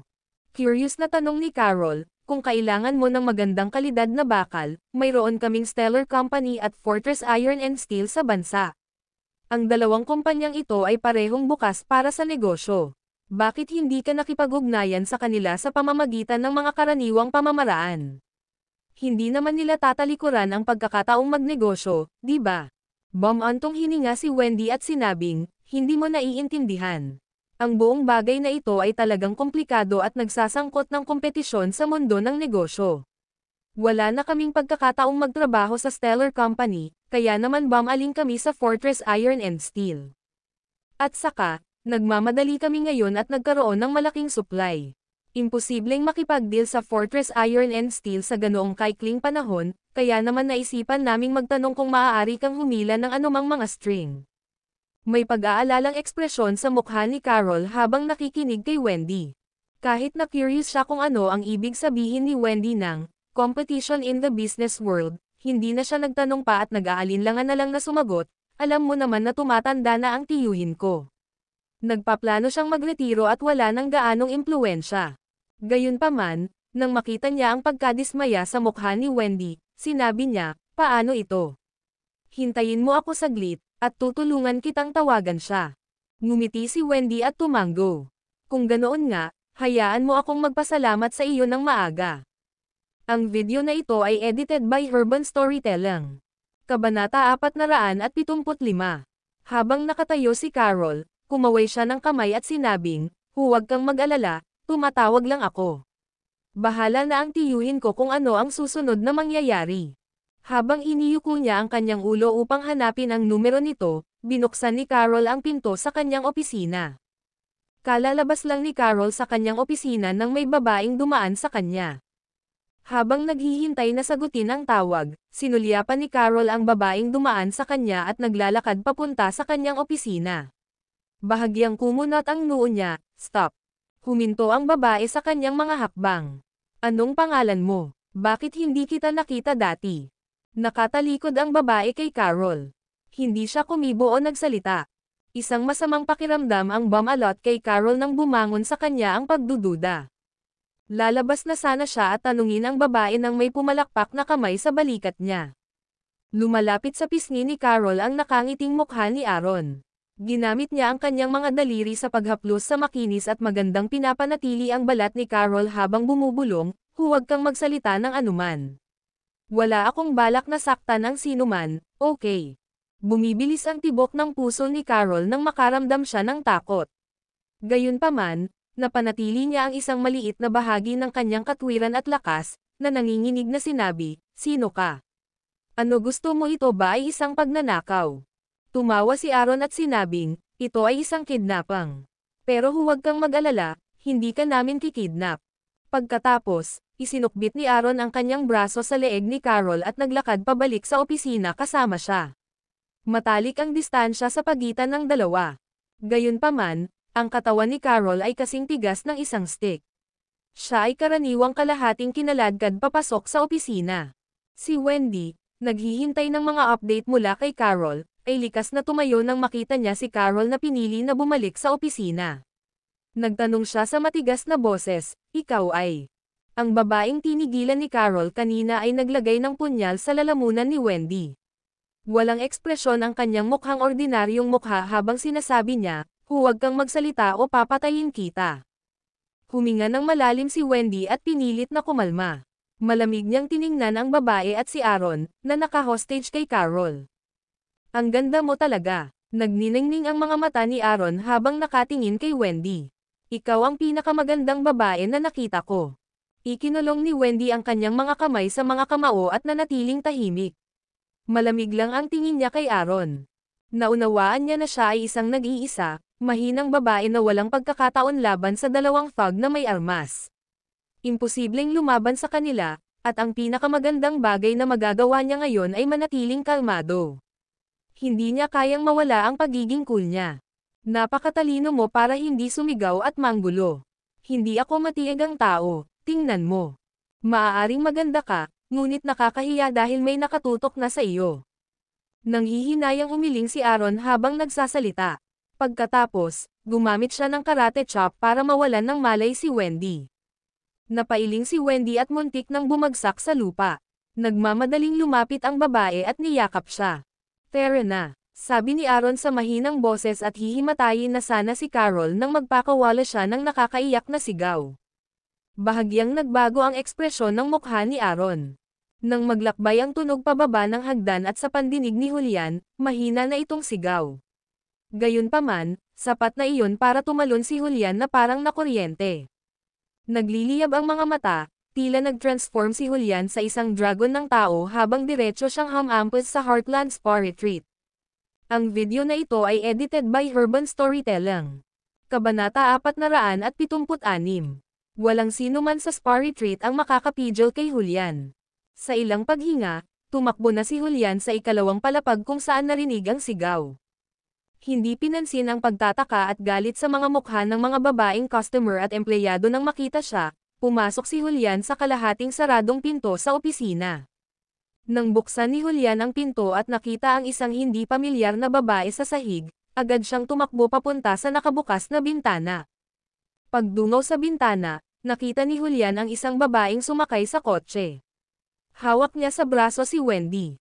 Sinalubong ni Aaron, na nakaupo sa passenger seat, ang mga mata ni Julian sa bintana.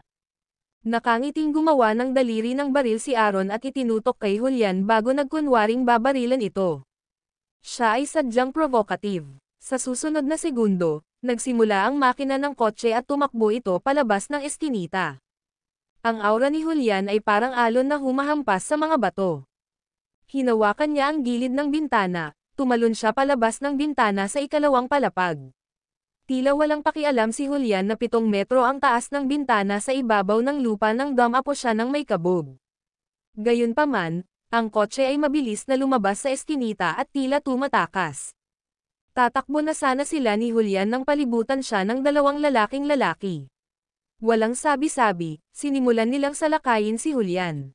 Tiwala si Julian na kaya niyang talunin ang 2 ito, ngunit aabutin nito ang ilan sa kanyang mahalagang oras.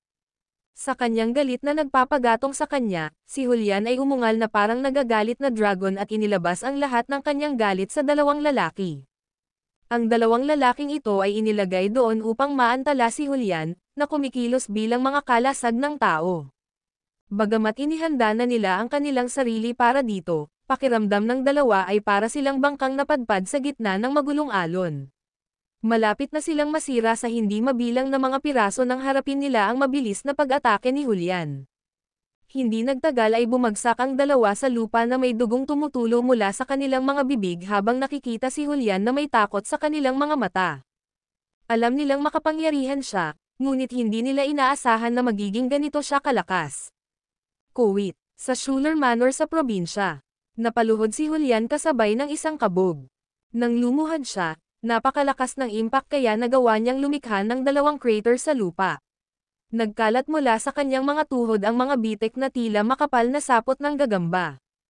Ang mga matutulis na bato ay dumanas sa balat ni Julian, at ang dugo ay tumagos sa kanyang pantalon bago ito kinulayan ng pula.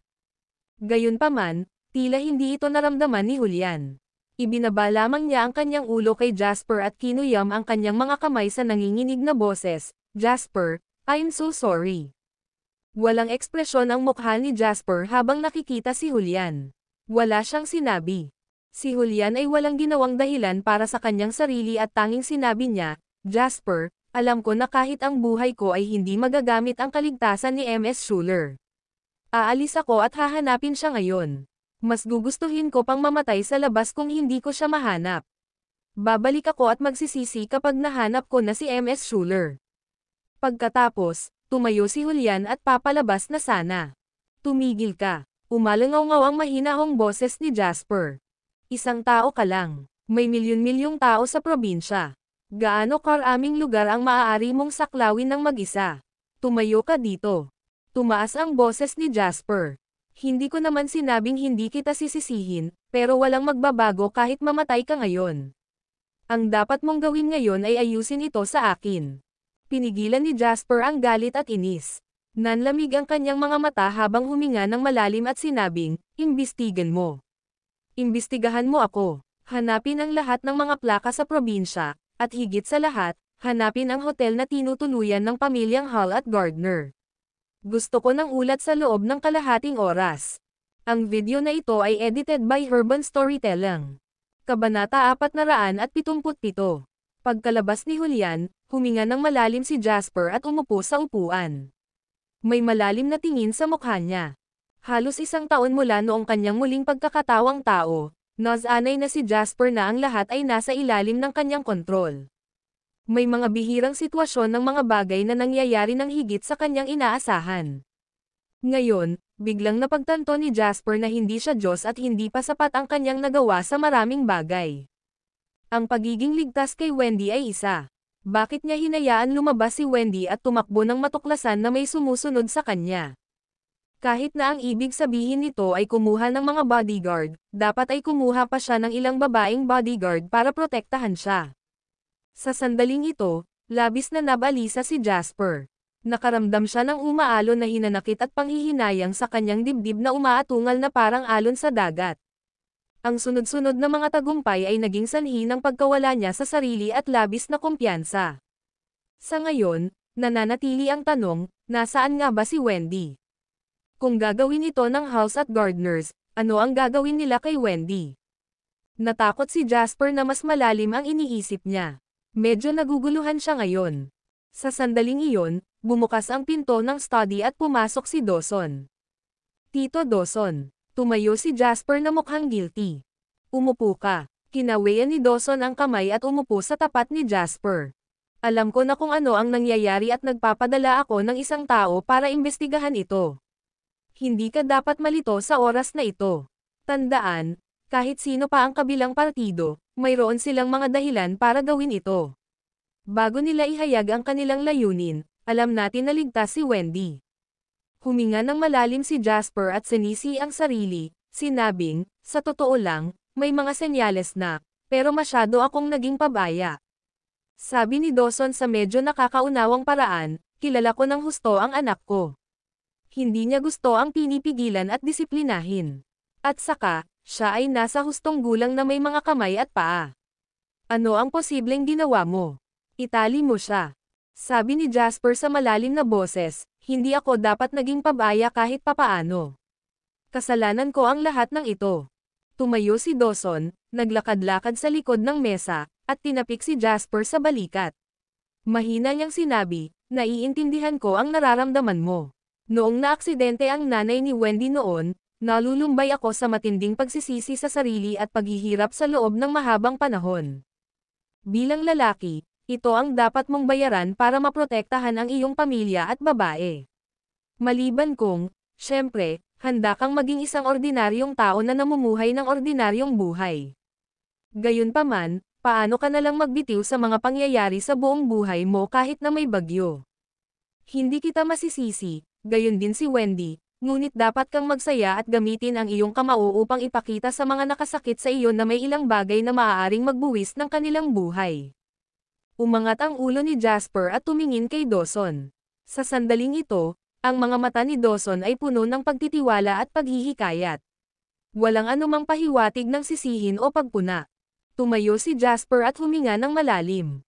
Nakakuyom ang kanyang mga kamao, sinabi niya, alam ko na kung ano ang gagawin ngayon. Tuwang-tuwa, tumanggo si Dawson at sinabing, ngayon na ang Jasper na kilala ko. Tandaan, anuman ang makaharap mo, huwag mong guluhin ang iyong sarili dahil sa sandaling gawin mo iyon, ang kaaway ay magtatagumpay ng higit sa kalahati. Sa sandaling ito, may kumatok sa pinto. Pumasok ang isang katulong na may dalang folder at sinabing, Mr. Schuler, Mr. Lane, may naglagay nito sa pinto kanina lang. Sinabi niya na kailangan mong tingnan ito at umalis pagkatapos nito. Kinuha ni Jasper ang folder at nakita ang isang compact disc sa loob nito. Ipinasok niya ang CD sa computer at pinindot ang video file sa loob. Nag-flash ang screen. May nakita itong kwarto na may babaeng inaantok na nakahiga sa kama. Ang babaeng iyon ay walang iba kundi si Wendy. Lumitaw ang mukha ni Ben sa harap ng camera, at matagumpay siyang nakangiti. Nagulat ba si Jasper? Hindi ko alam kung ano ang nararamdaman mo ngayon, pero masasabi ko sa iyo na sobrang nag-e-enjoy ako. Hahaha. Ang video na ito ay edited by Urban Storytelling. Kabanata 478.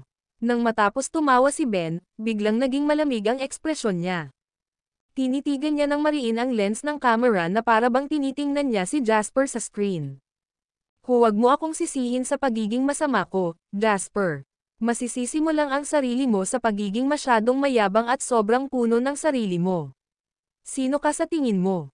Marami akong paraan para turuan ka ng leksyon. Wala akong oras para dahan-daang magsaya kasama ka. Kaya naman ginagamit ko ang pinakamadali at pinakamasakit na paraan para ipaalam sa iyo na ang pag-provoke sa akin ang magiging pinakamasamang pagkakamali sa buhay mo. Lalong nagdilim ang ekspresyon ni Ben sa kanyang sinabi. Pagkatapos ay naglabas siya ng isang papel na may mga sunod-sunod na maikling numero.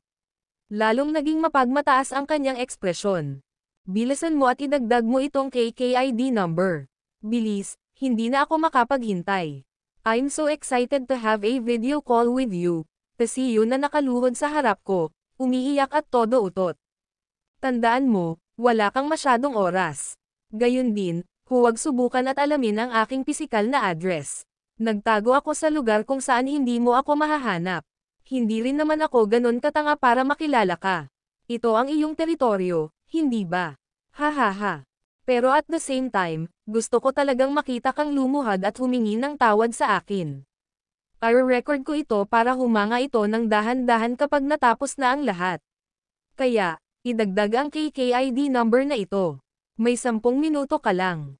Natapos ang video pagkatapos noon. Unti-unting nagningning ang mga mata ni Jasper habang nakatitig sa KKID na naka-frozen sa frame. Tinulungan ba siya ng Diyos? Ang video function ay isang bagong function na inilabas ng KK kamakailan. Kahit na ang kasalukuyang bandwidth ng network ay napakahina, magagamit pa rin ito. Tuwang-tuwa si Ben sa kanyang sarili kaya nawalan na siya ng malay. Ang hindi niya alam ay naghukay lang siya ng sariling libingan nang ilantad niya ang kanyang KKID sa pagtatangkang ipahiya siya.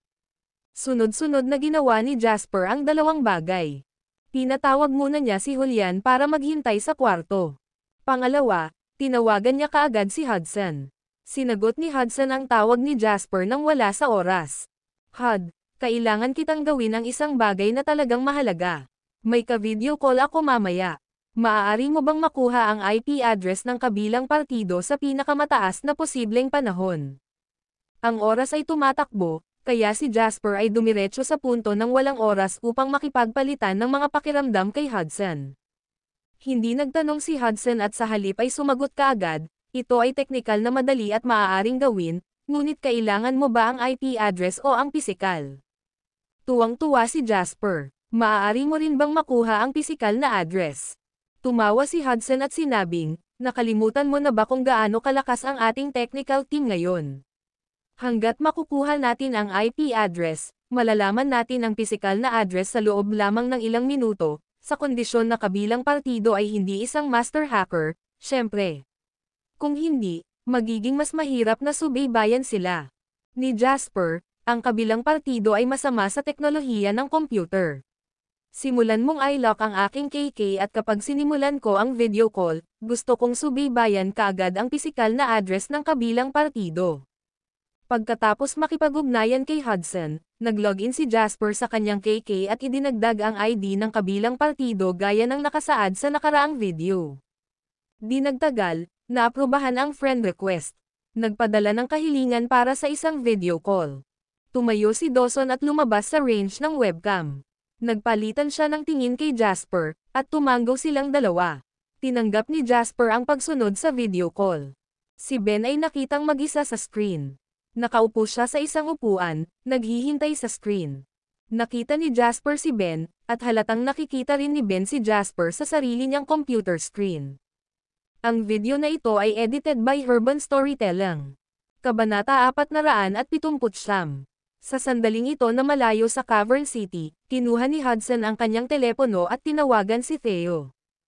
Theo, tawagan mo ang technical mainstay mo para pumunta agad sa opisina ko. Kailangan ko silang gumawa ng isang bagay na talagang mahalaga. Pagkalipas ng ilang minuto, dinala ni Theo ang ilan sa mga pinaka-profesional na technician ng Terryzone sa opisina ni Hudson.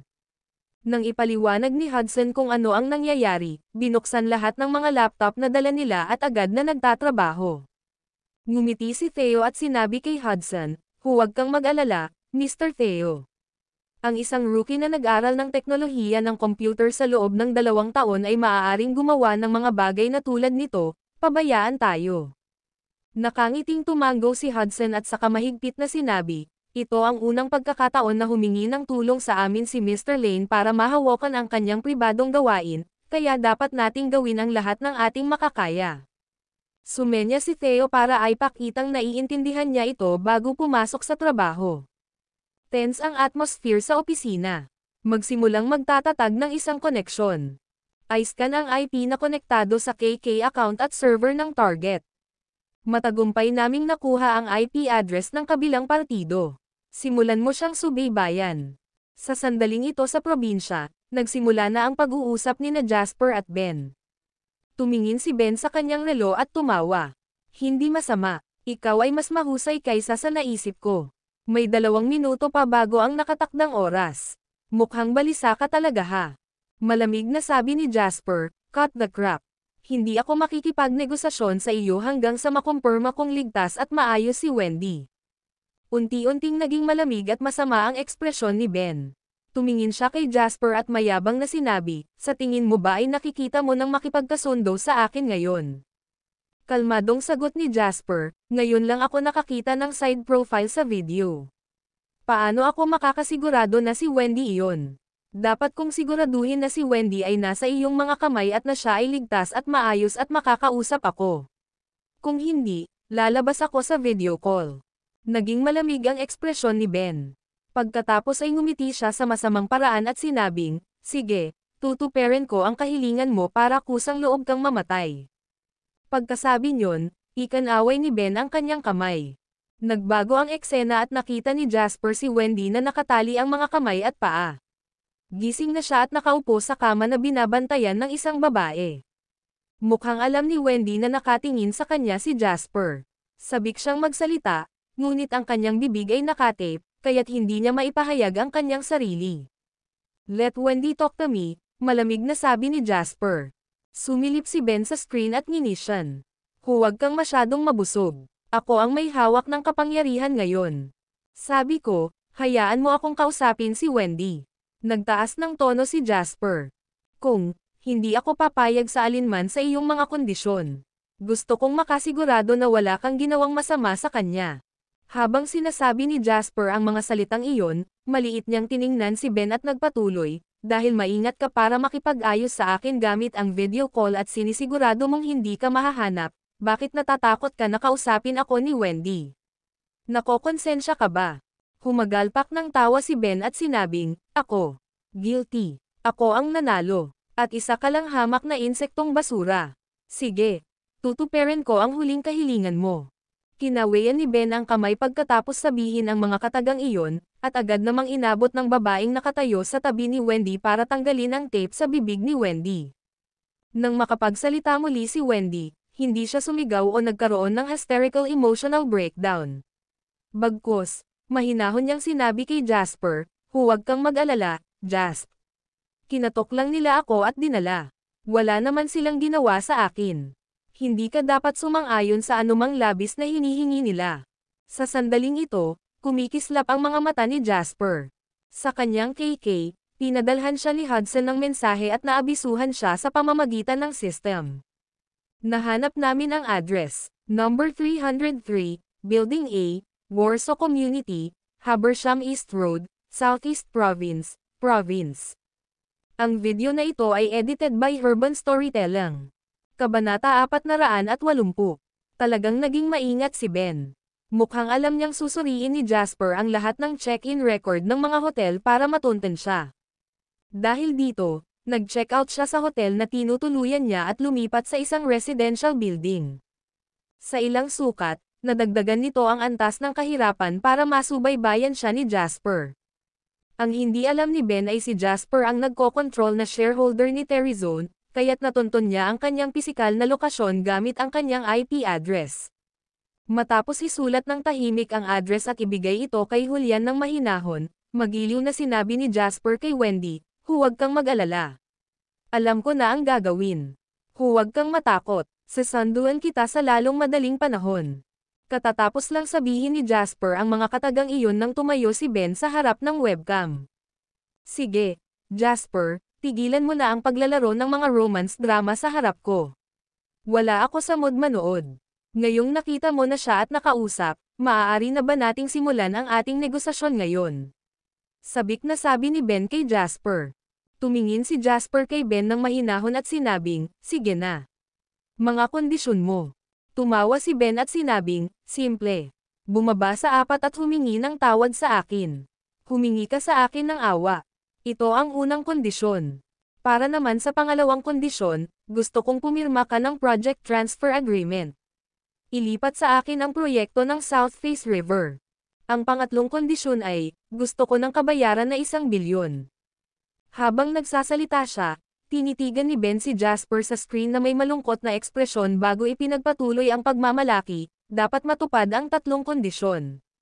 I'm not negotiating with you, I'm inform you of the things you dapat gawin. Nang matapos magsalita si Ben, nagsimula na si Wendy na lumaban sa pamamagitan ng paggawa ng maraming ingay bago pa man makapagsalita si Jasper.